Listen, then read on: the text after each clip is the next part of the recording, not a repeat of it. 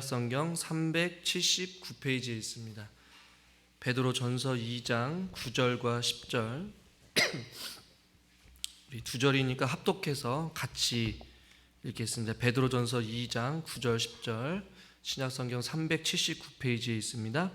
그러나 너희는 택하신 족속이요 왕같은 제사장들이요 거룩한 나라요 그의 소유가 된 백성이니 이는 너희를 어두운 데서 불러내어 그의 기이한 빛에 들어가게 하신 이의 아름다운 덕을 선포하게 하려 하심이라. 너희가 전에는 백성이 아니더니 이제는 하나님의 백성이요 전에는 긍휼을 얻지 못하였더니 이제는 긍휼을 얻은 자니라. 아멘. 주일 예배 나오신 여러분들을 환영하고 축복합니다. 우리 옆에 있는 분과 같이 인사합시다. 잘 오셨습니다. 환영합니다. 축복합니다.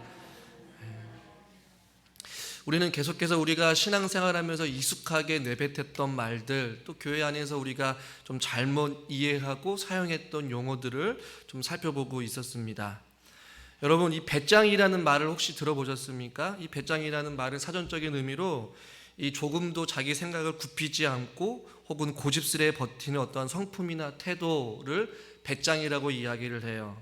아, 그 친구 정말 배짱이 정말 있는 것 같아 라고 이야기를 할 때에 긍정적인 부분도 있고 또 부정적인 부분을 둘 다 포함하고 있는 단어가 배짱인 것 같아요.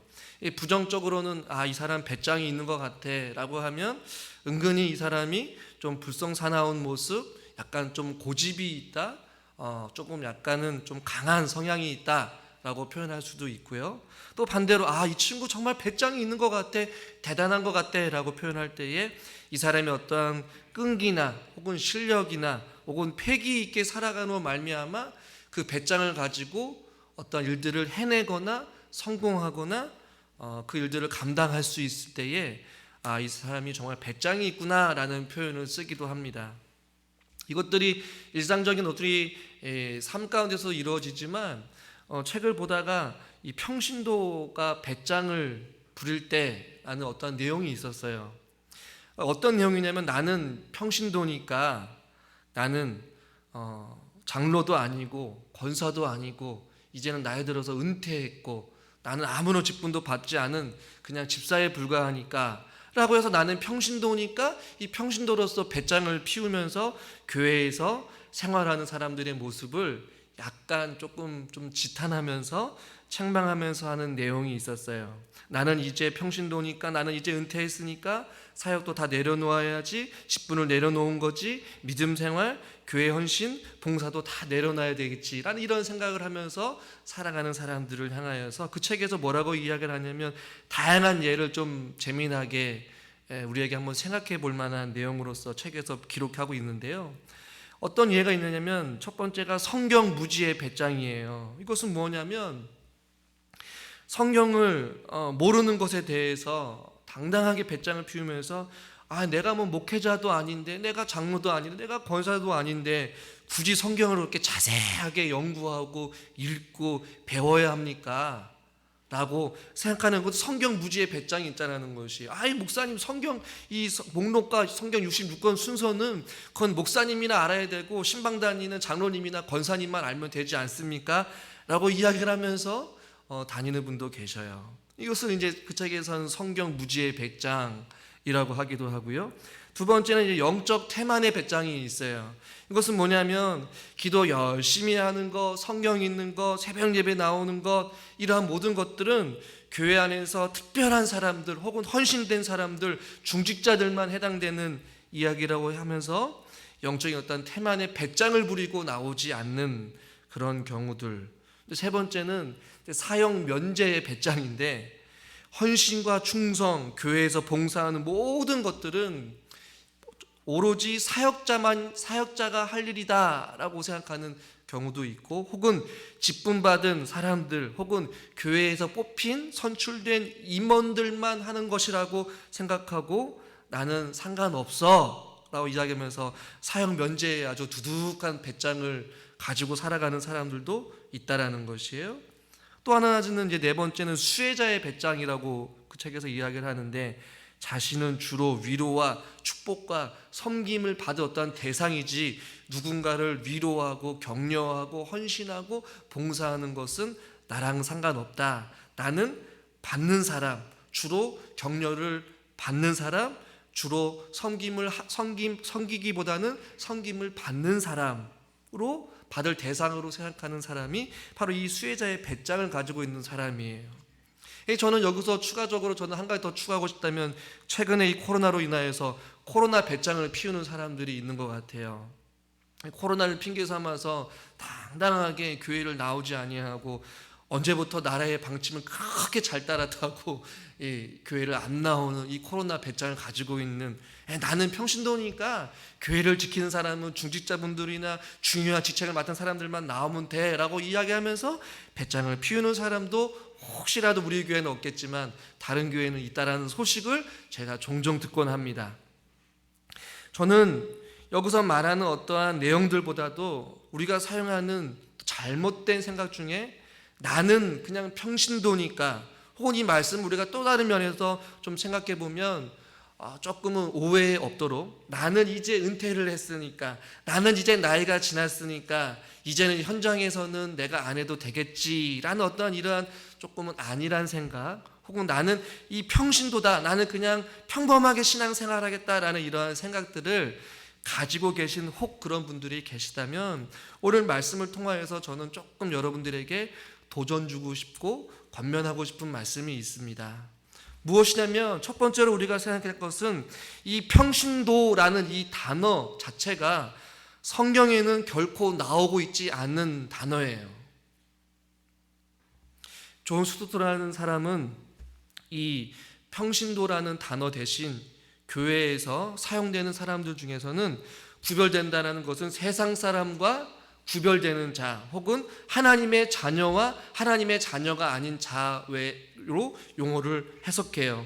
오늘 우리가 읽은 본문 2장 10절을 보십시오.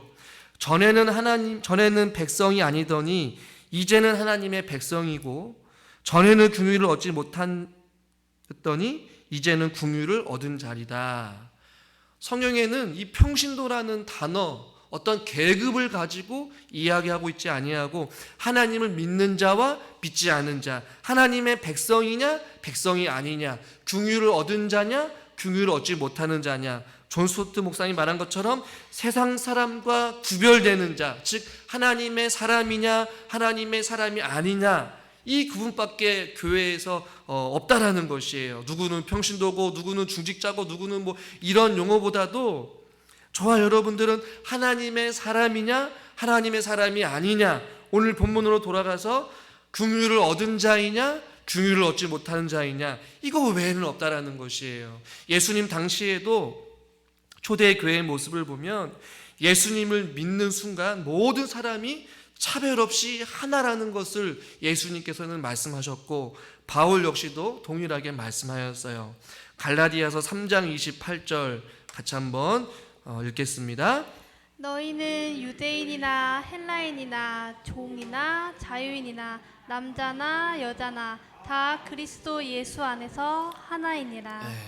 그러니까 나는 평신도다, 나는 조금 다른 사람과 좀 열애돼서 나는 조금 물러나서 신앙생활해도 된다라는 어떤 이러한 생각은 지극히 잘못됐다라는 것이에요. 저 여러분 모두 다가 주님 안에서 성도라는 것이죠. 다 예수 그리스도 안에서 종이나 자유인이나 남자나 여자나 구별이 없다라는 것이, 어떤 계급이 없다라는 것이에요. 어떠한 차별이 없다라는 것이에요.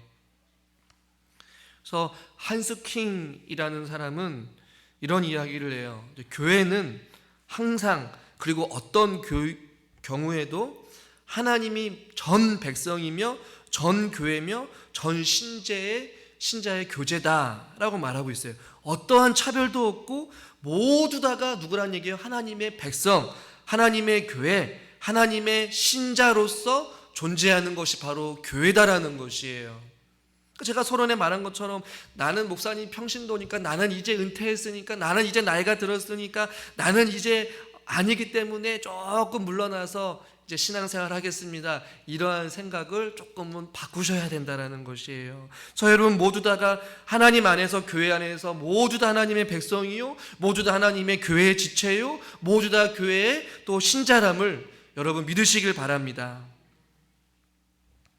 평신도는 깨운다라는 과거의 책이 있는데 돌아가신 고 옥하는 목사님께서 쓰셨어요.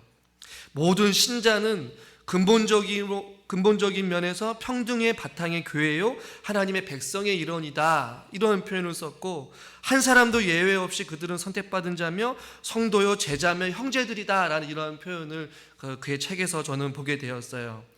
한 사람도 예외 없이 모두 다가 뭐란 얘기예요? 한번 따라해 봅시다. 성도요, 제자요, 형제들이다. 교회 안에 정확한 용어를 사용하기 위해서는 우리 다 모두 다 성도요, 제자며 주님의 한 형제요, 자매인 줄 믿으시길 바랍니다. 그런데 이 평신도라는 단어가 그럼 도대체 어디서 나왔느냐?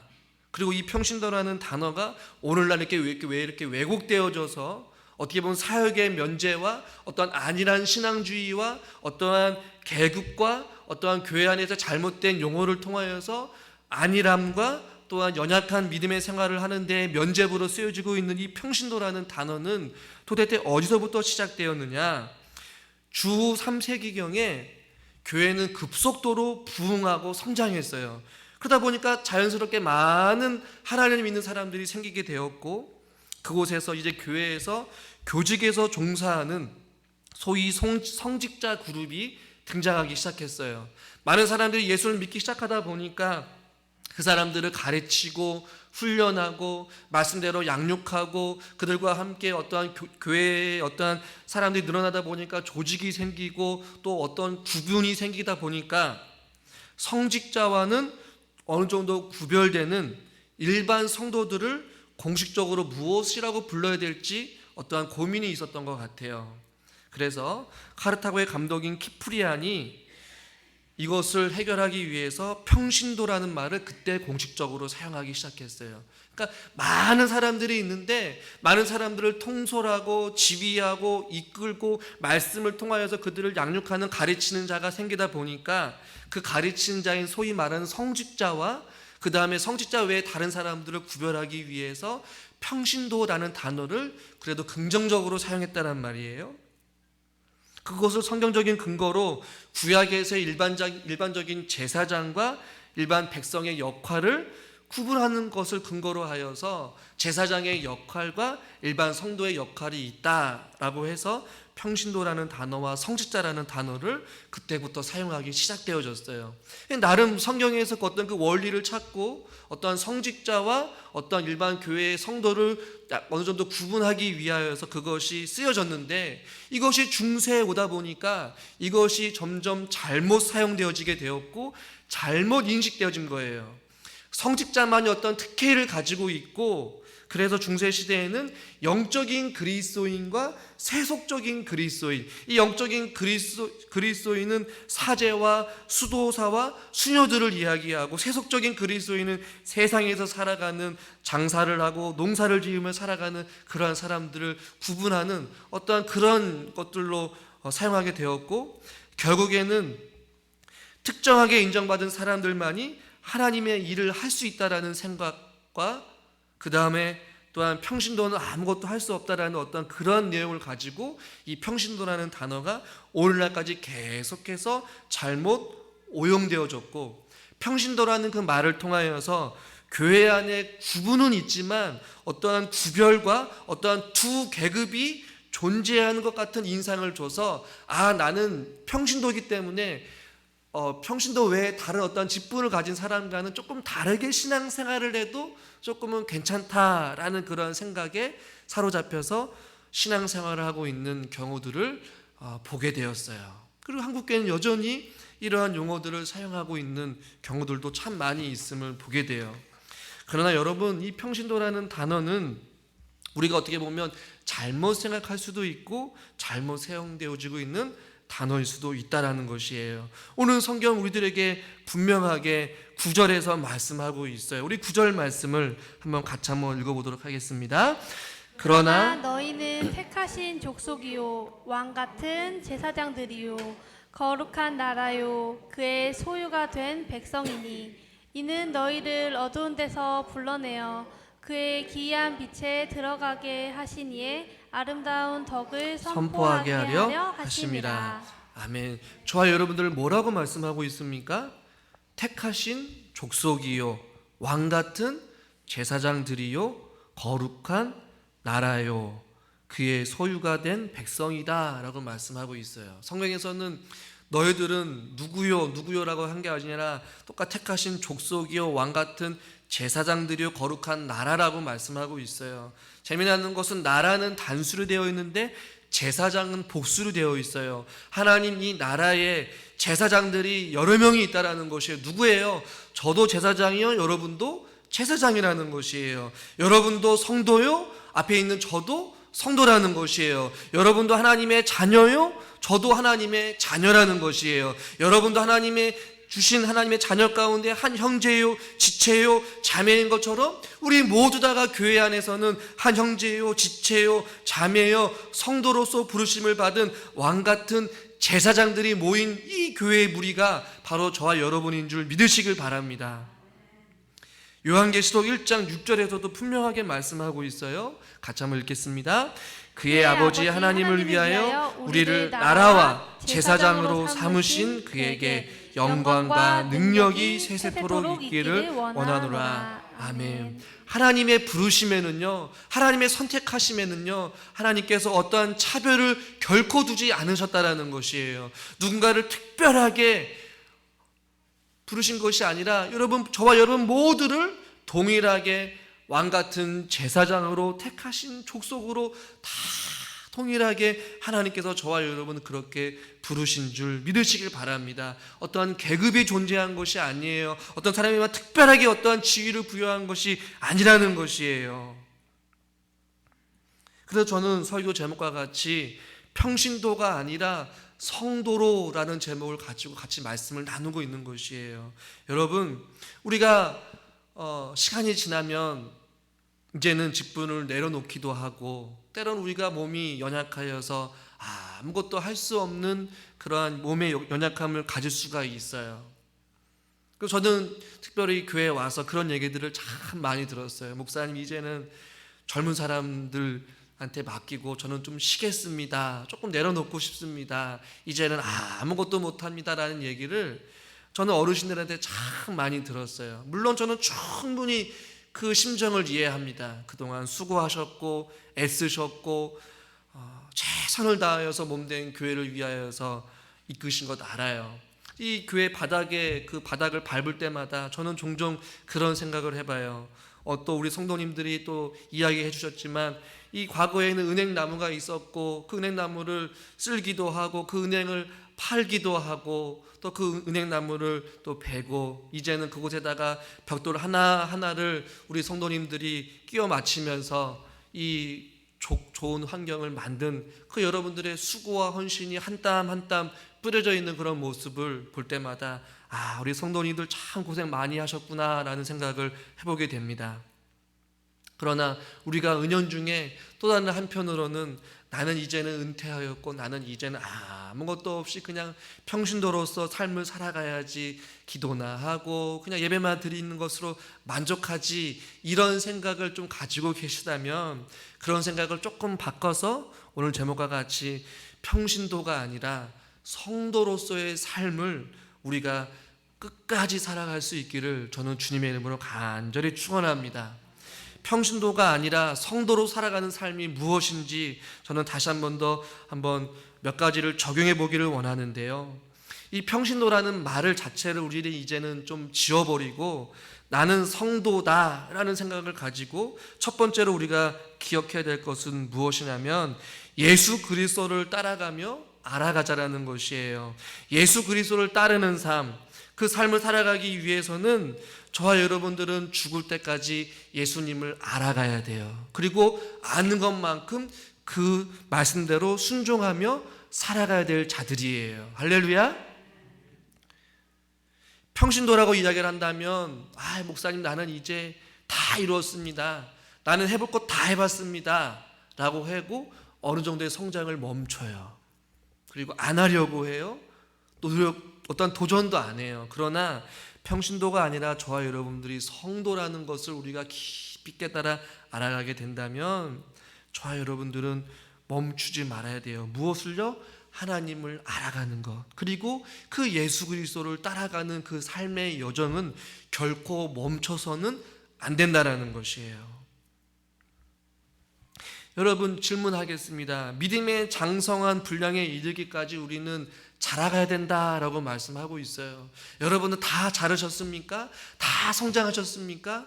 저는 아니라고 봐요. 목회자인 저도 마찬가지예요. 성경에서는 믿음의 장성한 분량이 어디까지인지 제한을 두고 있지 않아요. 죽을 때까지 저와 여러분들은 어떻게 해야 된다는 얘기예요? 성장해야 된다는 것이에요. 자라가야 된다는 것이에요. 말씀 안에서 하나님을 알아가고 하나님 말씀대로 살아가는 그 삶의 투철한 어떠한 신앙의 몸부림과 그 신앙의 여정, 달려갈 길을 그 마치는 그 순간까지, 호흡이 멈추는 그 순간까지 저와 여러분들은 그 길을 걸어가는 일에 멈춰서는 결코 안 된다는 것이에요. 많은 사람들이 나는 평신도라는 생각을 가지고 나는 이제는 은퇴했기 때문에 그런 어떤 하나님을 알아가는 삶, 하나님을 닮아가는 삶을 살아가려고 하지 아니하고 그곳에 그냥 그 자리에 앉아서 안주하여서 멈추고 있는 모습들을 저는 종종 보게 돼요. 그러나 사랑하는 우리 성도 여러분, 우리는 결코 멈춰서는 안 됩니다. 제자리에 앉아서는 안 된다라는 것이에요. 예수 믿고 구원받는 것으로 끝나는 것이 아니라 호흡이 멈추는 그 순간까지, 믿음의 장성의 분량이 이르는 그 순간까지 표대를 향하여서 우리는 계속해서 신앙의 여정을 한 발자국 한 발자국 우리들이 같이 내디딜 수 있기를 저는 주님의 이름으로 간절히 축원합니다. 말씀을 통하여서 하나님을 더 깊이 알아가십시오. 말씀 묵상하는 것, 말씀을 배우는 것, 그 말씀대로 살아가는 그 삶의 그 길의 여정을 결코 멈추지 마시고 생명 다하는 그 순간까지 우리가 저 표대를 향하여서 우리가 함께 걸어갈 수 있기를 주님의 이름으로 간절히 축원합니다. 두 번째는 예수 그리스도를 전하고 따르게 하자라는 것이에요. 우리만 그 길을 걸어가는 것이 아니라 예수를 따를 수 있도록 우리가 도와주는 것이 왕 같은 제사장들이 해야 될 일이라는 것이죠. 오늘 성경에 보면 본문으로 돌아가서 9절에 이렇게 말씀하고 있습니다. 우리 9절 말씀을 다시 한번 읽어보도록 하겠습니다.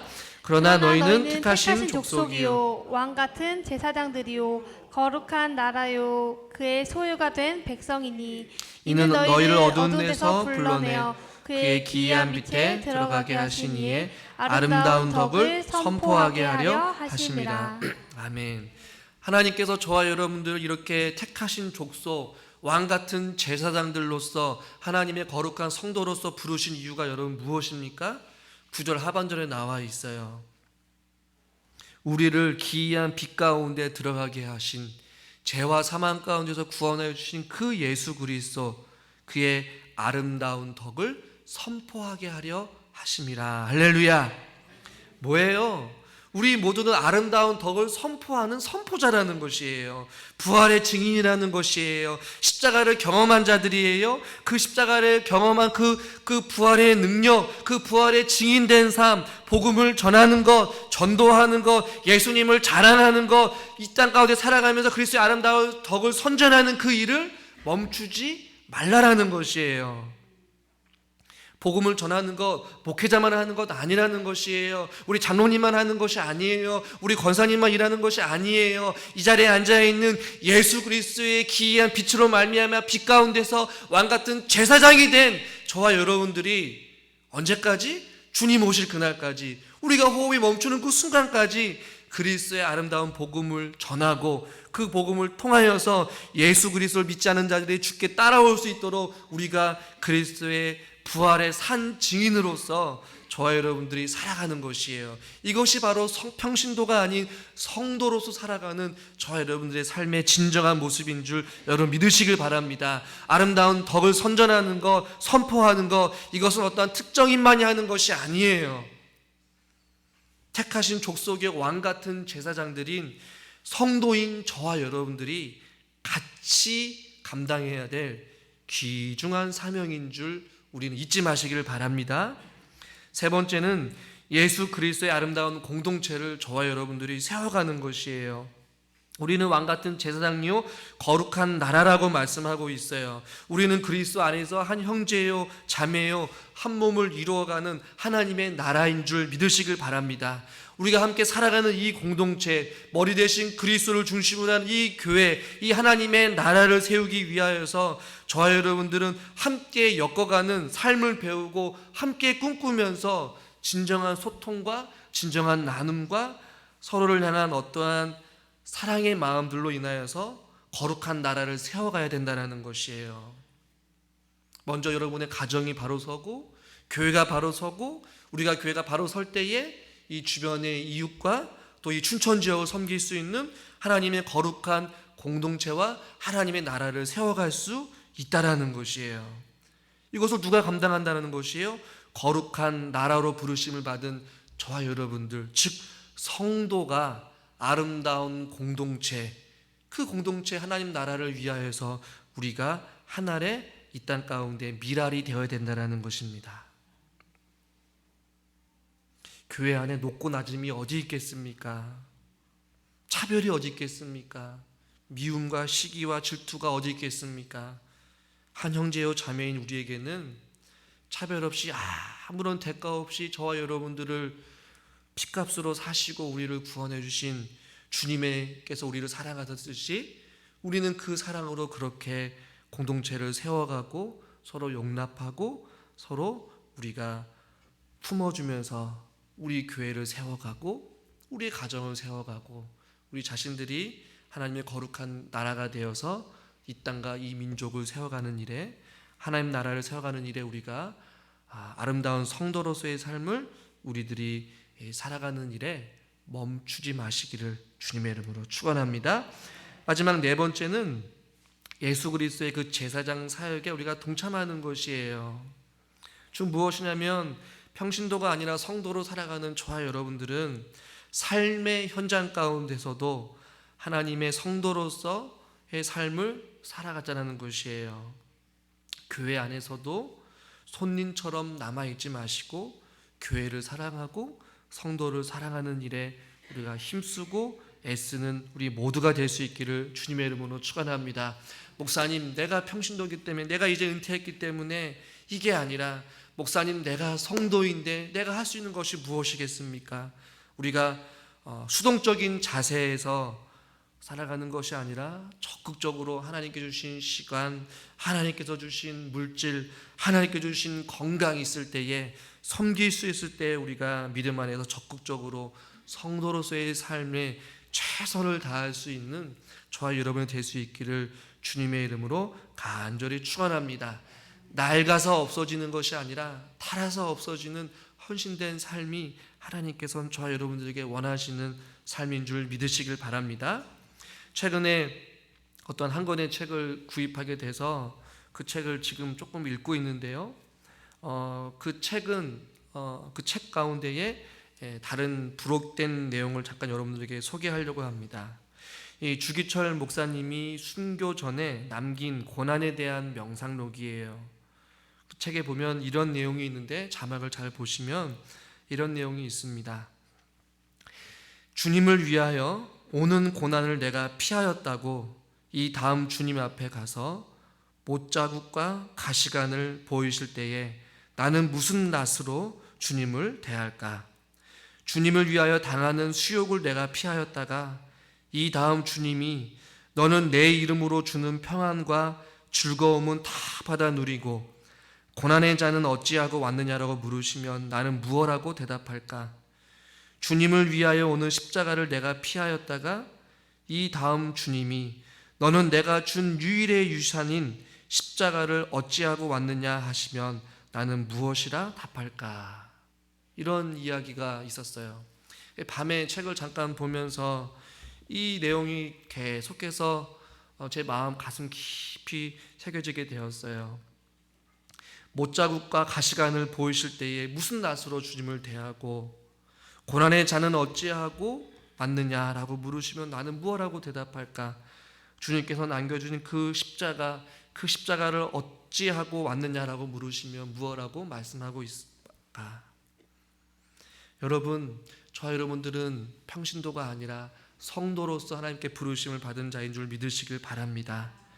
주님이 우리에게 보여주신 그 못자국과 가시관, 우리를 위하여서 고난의 쓴 잔을 마시고 그 십자가를 피하지 아니하시고 그 십자가에 묵묵히 순종하시면서 모진 고통을 당하시고 우리에게도 자기 자신을 부인하고 십자가를 지라고 말씀하셨는데, 이제는 그 십자가가 무거워서 우리가 그 십자가를 내려놓고 편안하게 신앙생활을 하고 있는 건 아닌지 우리의 자신들을 한번 되돌아보면서, 우리가 섬기고 싶어도, 우리가 일할 수 있어도, 일하고 싶어도, 우리가 또 주님에 나와서 예배드리고 싶어도 그러지 못할 날이 저와 여러분들에게 반드시 오게 되어 있습니다. 그날에 우리가 이 주기철 목사님이 순교자에 남긴 이 고난의 명상록과 같이 나는 주님 앞에 무엇라 대답할까라고 이야기할 때에 우리는 주님, 내가 여기 있습니다. 내가 끝까지 주님을 위해서 섬겼습니다. 라는 이러한 진실된 고백을 할 수 있도록 우리들이 평신도가 아닌 성도로서 주님 오실 그날까지 우리가 주어진 어떠한 상황 속에서 할 수 있는 최선을 다하면서 각자의 자리에서 끝까지 충성할 수 있는 믿음의 성도들이 또 제가 또 될 수 있기를 주님의 이름으로 간절히 축원합니다. 이 시간 찬송가 370장 찬양하면서 준비하신 예물